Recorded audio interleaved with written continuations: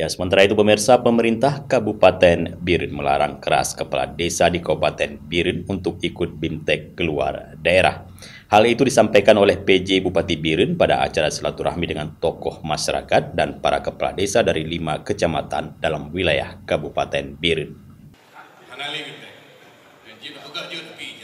PJ Bupati Biren Aulia Sofyan pada kegiatan silaturahmi dengan tokoh masyarakat yang dihadiri sejumlah tokoh camat, kepala desa, imam mukim dan sekretaris desa dari 5 kecamatan itu menegaskan melarang adanya kegiatan BIMTEK aparatur desa di luar daerah yang digelar oleh siapapun yang menguras dana desa.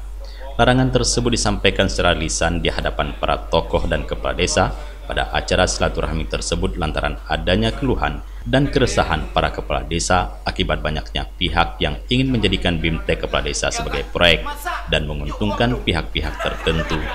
Aulia menegaskan BIMTEK aparatur desa yang menggunakan dana desa hanya diperbolehkan dilakukan dalam Kabupaten Biren.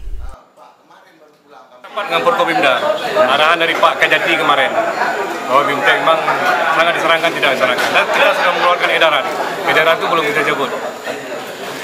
Jadi tetap BIMTEK untuk tahun ini kalau memang mau dibuat di Jangka atau di Matang atau di Grogol, wajib dalam kawasan Biren. Jadi untuk tahun depan kita tinjau kembali. Yang diharapkan dari silaturahmi ini yang utamanya apa? Banyak kali isu-isu yang harus didengar langsung oleh Pak Kecik setelah rapat kami dengan Forkopimda tadi pagi di rumah dinas. Masalah narkoba, masalah BIMTEK, masalah aliansi, masalah walet, banyak hal yang perlu kamu sampaikan langsung.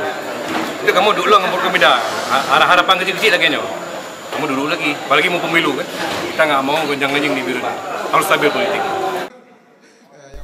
Aulia Sofyan mengatakan terkait bimbingan teknis atau BIMTEK kepala desa tidak boleh lagi dilaksanakan di luar daerah dan harus dilaksanakan di kecamatan atau di Kabupaten Biren.